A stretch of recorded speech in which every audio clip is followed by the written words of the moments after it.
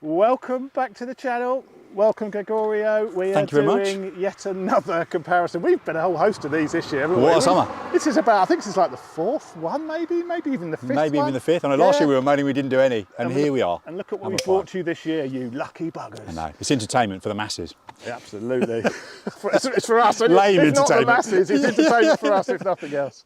If nothing else. And look at the weather. Look at this. This is a beautiful early September evening. I mean, hot. You couldn't write. Well, yeah, but don't moan it's too hot. I might do. So today we're reviewing a couple of absolute stonkers. We've got the MT10 SP. We rode the standard version, didn't we? We did a comparison with the best Japanese sports naked, and the MT10 sort of blew away the competition. Really, it was a different league. It was a different league, wasn't it? Absolutely different league. Yeah. So we thought, let's bring the SP out to play, but bring something European for it to play against. Yeah. And what did we bring, Greg? So we've got here the KTM Super Duke EVO. So this is the Super Duke with the electronic suspension as opposed to just the manually adjustable. So they really are direct competitors, aren't they? Yeah. You know, obviously one's Japan, the other's European, but they are. I'm excited to ride them. It's going to be an amazing review. I know you've been riding them quite a bit over the last week or so. I haven't. Yeah. So I've been enjoying these bikes, and it's tough to call for me, but we'll come on to which one we think's best at the end. But these are absolutely brilliant. So if you're interested in the MT10 SP and the Super Duke,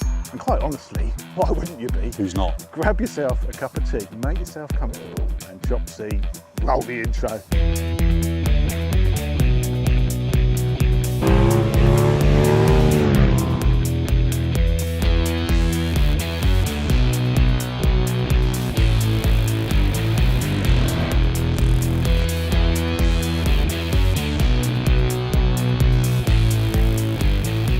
Well, not wishing to sound too excited, Chopsy.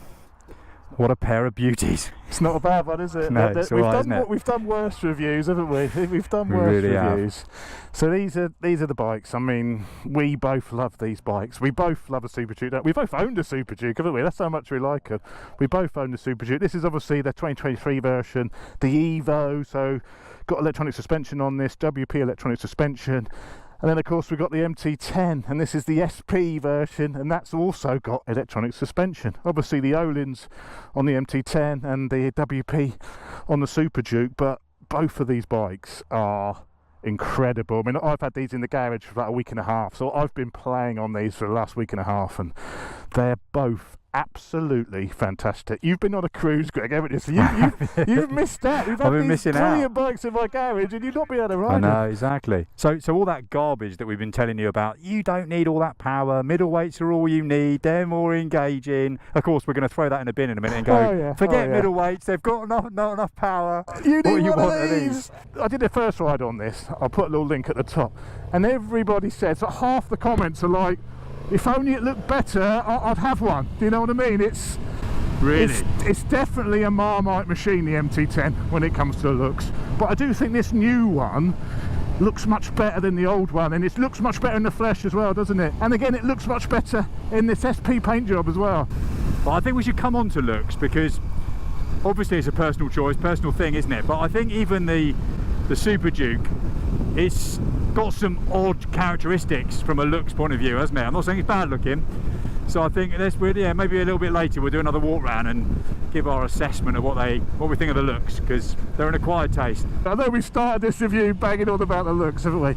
This bike is more than the looks. You've sort of almost got to get around the looks a bit with this before you start to love it. I'll tell you what, wish everyone's best. There's no taking away the instantaneous grunt of the Super Duke. It is unbelievable. There's not another bike out there which has got that instant pickup off the throttle, is there? I don't think so. Yeah, it's not the mid-range, it's that bottom end, just that instantaneous shove is like no other bike. And it's so smooth, so refined for a twin. It's incredible, actually.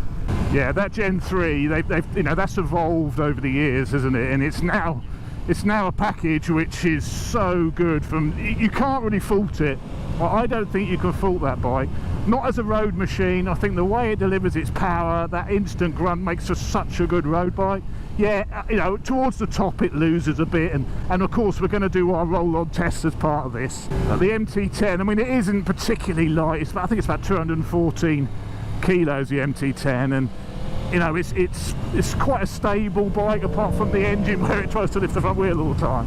but the chassis is quite predictable, it's stable, you know, it falls into corners, but you do have to give a little bit of counter steering. I think perhaps it's slightly heavier feeling to ride than the Super Duke, even though I think they're similar weights. I don't think there's that much difference in weight, but I think because the Super Duke's got that aggressive riding position, you've got naturally more weight on the front, and I think it turns a bit easier. Yeah, I think so. The geometry of the whole bike is different, isn't it? Tell us about the ergos on it then, Johnny. Are they good? Really good. For a road bike, they're fantastic. It's a really comfortable road bike. The only criticism of the ergos is the seat. It's nice and wide, but it's a little bit thin. So I think you would need the comfort seat. So a couple of hours in the seat and you start to feel it a little bit. But the bars are really high, the pegs are low. You know, it's a really comfortable road bike position. I don't think it'll make the best track bike position, but for a road machine, I think it's really, really comfortable, apart from the seat. So as for the Super Duke, riding position, really, really nice. Quite a lot of room for the legs, I'd say, but it is canted forward. Nothing like a sports bike, but sounds like more so than the MT10. I think the riding position's quite a good natural position. It does feel fairly racy, but it is comfy and it's very roomy. The EC2 suspension is bloody brilliant. I mean, I didn't like the Öhlins EC2 suspension when it first came out. Not the EC2, but the EC1, the original one. The EC2 is a massive improvement. It's the same as what's on the Tuono, the Street Fighter. Yeah. It's an incredibly good system. The early one never really went soft enough. It was always sporty enough, but it never went soft enough. This new one goes soft enough, it goes sporty enough. The way Yamaha have implemented it is really good, where you've got 6 different modes, some being automatic, some being manual, which you then assign to a rider mode. Well, my impression so far of the Super Duke, having ridden the non-EVO probably about 3 or 4 weeks ago now, I think this feels slightly plusher actually, and I've got to be brutally honest, I don't know what mode I'm in from a suspension perspective, but I am in track mode, so I'm guessing it's probably quite firm, but it feels nice to me. It's not crashy, but just about right. Goldilocks, the sweet spot.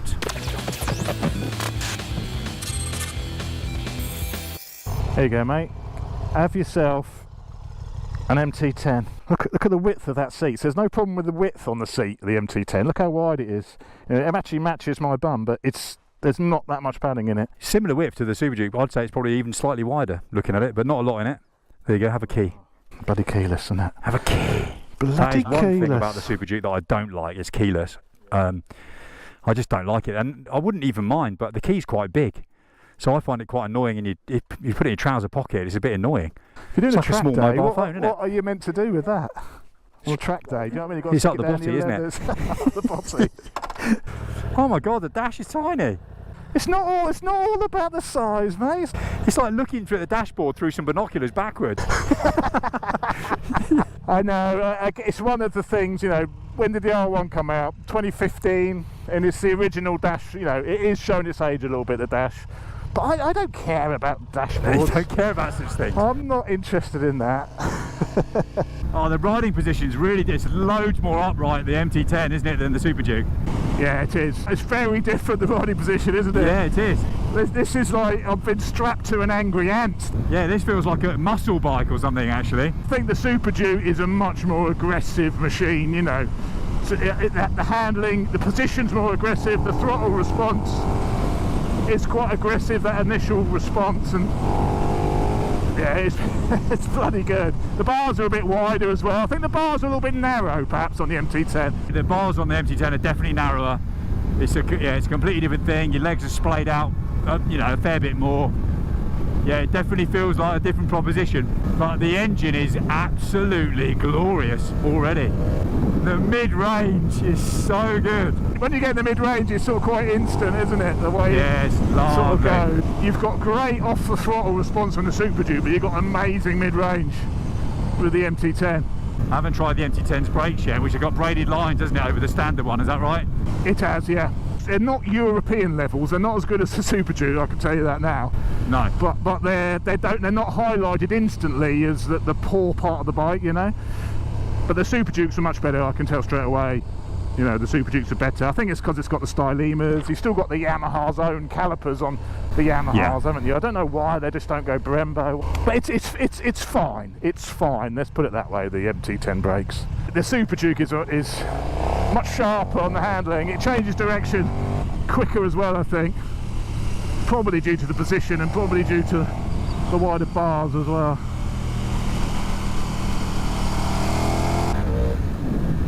Oh, that's how glorious this big twin though.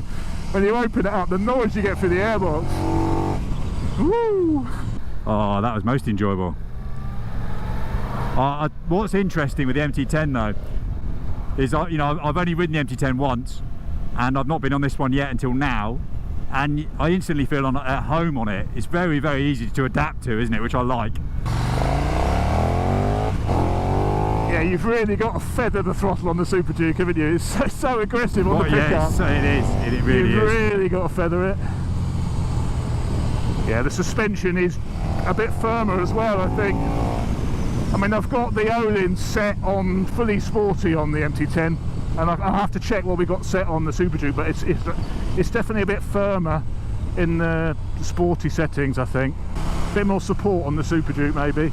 Yeah, I do like the position on here. It sort of it lends itself very naturally to sort of hanging off, and there's plenty of grippage on the tank as well. You can really sort of lock yourself in. Oh, that grunt!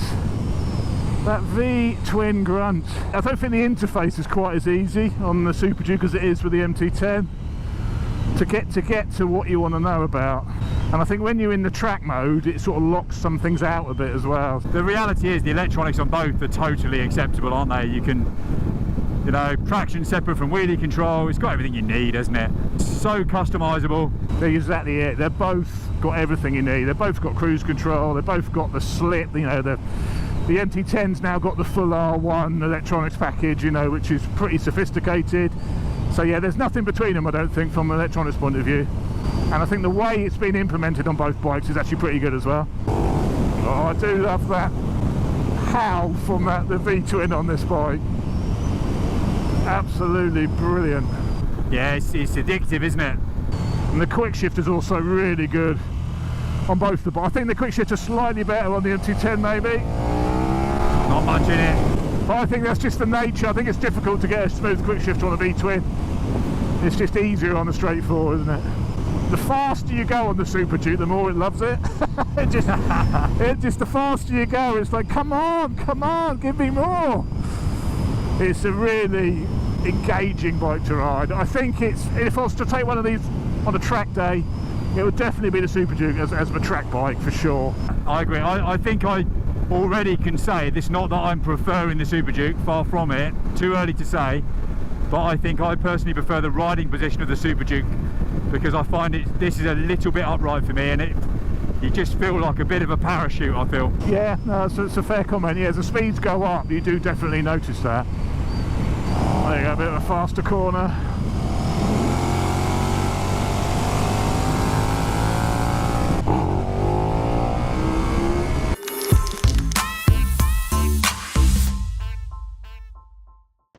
I know we spoke about sort of niggles in the past, haven't we? And, you know, things which annoy you with a bike once you've lived with it for a little while. Both of these, I think, are absolutely niggle-free. There's not many bikes that are niggle-free, is there? But I think these two are nigh on completely niggle-free. And I think that's the thing. It's unusual, I think, to jump on a bike and just feel totally natural on both of them, really. Yeah. And as you say, there's nothing. Sometimes when you get on a new bike, particularly for the first few minutes, something jumps out as you, a bit, oh, that's a bit weird, I don't like that. There's nothing. There's nothing. You get on the MT10, it's just like, oh, this is nice, it's easy, everything just feels. But my only criticism is that clutch needs to be a bit low, but that's a 2-minute job. Yeah.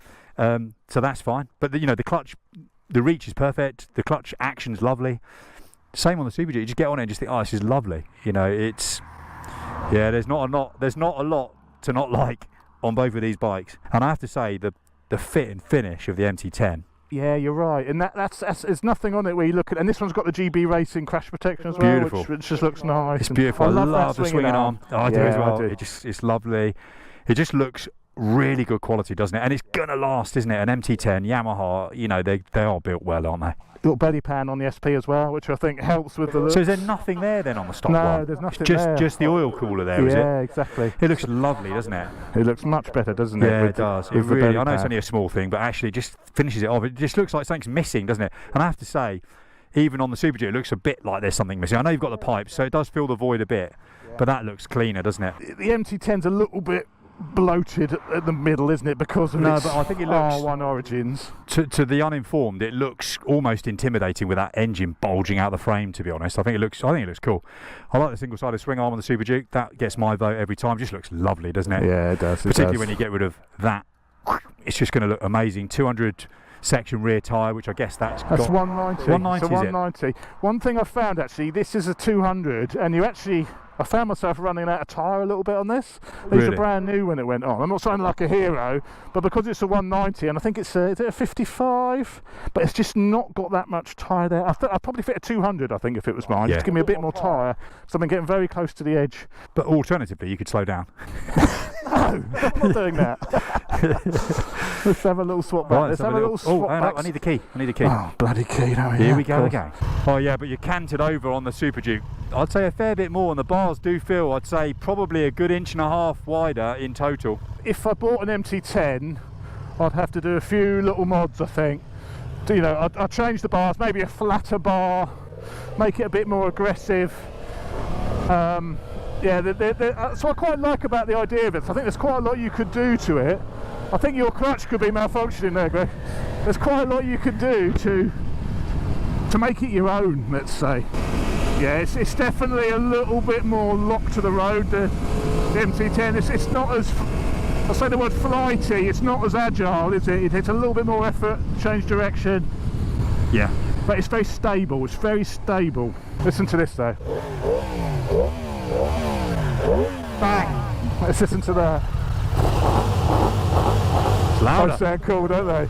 Yeah.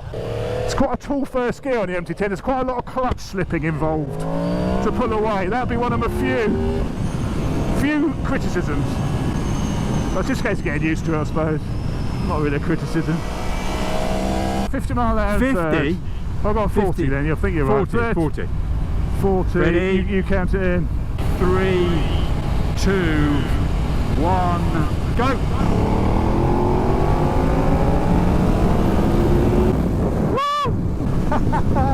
Let's do 20 in second then. Okay, so ready? In 3, 2, 1, go! Woo! Had to ease off, it's going to go in the hedge.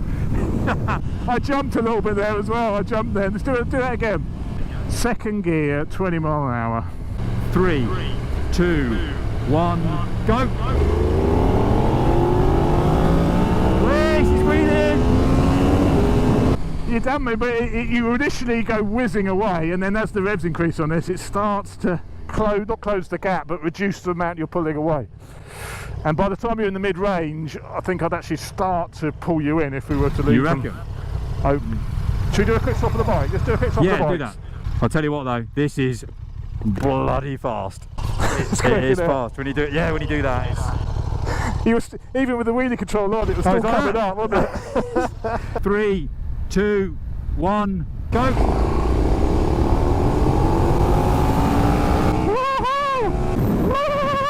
I did jump a little bit there. I did a little bit of a jump. You cheater! That would be not enough to make a difference, I don't think, but we better just do it again. 3, 2, 1, go!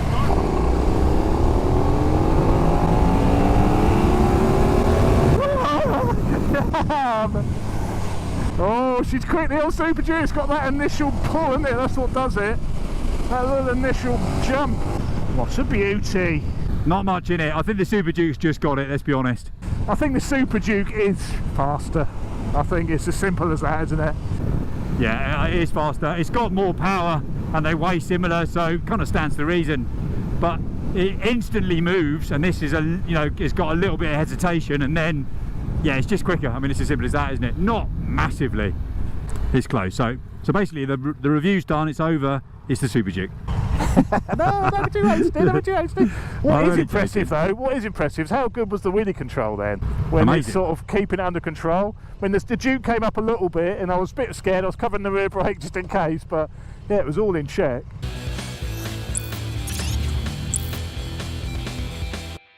Oh, what an evening, mate. What an evening. That was Such good fun. pretty special, wasn't it? I mean, Such it's fun. not very often you get to test these bikes back to back like that. No. And where I've had both these bikes in the garage, when I've had to go out and I've been to rides down to Weymouth or whatever, in my head I've been like, I'm going to take the MT10 out of the two. Really? Because I haven't spent that much, I didn't ride the Super Duke that much, but Do you think that's because you'd already ridden the Super Duke, the non-EVO version, quite a bit, so therefore the novelty factor is, yeah, you know, maybe? Or is it because the MT10 is just grabbing you that much? It's just like, I want to grab the keys for that because it's amazing. it's a bit of both, I think. Yeah. So but riding them back to back tonight, I was sort of all geared up to say I think the MT10's my favourite. Yeah.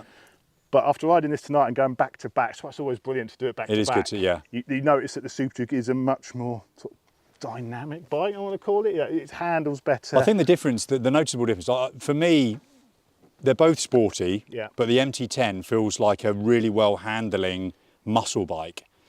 Yeah. Yeah. And when I say muscle bike, I'm thinking about like CB 1300s of old, that sort of thing. It handles loads better than that, but the riding position is much more traditional. Yeah. You're upright, it's comfortable, not comfortable at high speed, I wouldn't say, No, for prolonged high speed, but it's very comfortable.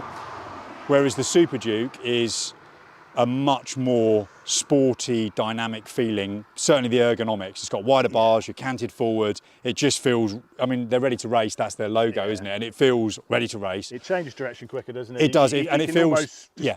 It think about it and it changes direction. It feels more nimble. So the weight of these two Definitely are similar, aren't they? I mean, the Super Duke must be a bit lighter, given it's a twin. Yeah, I think it's a tiny bit lighter, but it feels quite a bit lighter, Yeah, it and does. well, quite a bit more nimble, I would say. Yeah. And it, you know, it feels so planted. I'm very, very impressed as well. More so than I thought I would be with the adjustable suspension on this. Yeah, I think it's good. It feels it's so plush. I mean, there is nothing to complain about on the suspension of either. Would you spend the extra though? Would you get the standard one? If you I don't think I would spend the extra personally, because I think you can set up the standard one so well and get it to your. So I wouldn't. I don't think it's worth the extra to me personally. Yeah. But if you're the sort of person that does track days and you want to do a bit of cruising and you just want the convenience of just changing the setup, then. You know, it's certainly not a waste of money. No. That's for sure. I agree 100%. I wouldn't get the EVO version of the Super Duke. I'd get the standard one. Yeah, which is odd because if we bought an MT10, we would get the SP and not the base one. I would get the SP, but maybe not just for the suspension, but the other things you get with the SP, like the belly pan, the paint job. The paint job's lovely. Yeah, I wouldn't. All you get with the EVO on this is just the suspension. Yeah. I know I think it's only £1,500 extra, so it's not masses of money, but I think I'd get the I'd get the standard, but I would definitely get the SP like you if I got the MT10. Yeah. And I think it just looks a lot nicer, the paint job. It just sort of suits the bike, doesn't it, the paint job? Yeah. And the O-lins, whether you need the O-lins versus the standard one, it's definitely better than the standard MT10, but they look so gorgeous as well, don't they? I know, yeah. The gold. I mean, I couldn't drive through town, I couldn't see a thing because of all the knickers that were hitting me. In your visor. Good we bought that screen, that visor cleaner, wasn't it?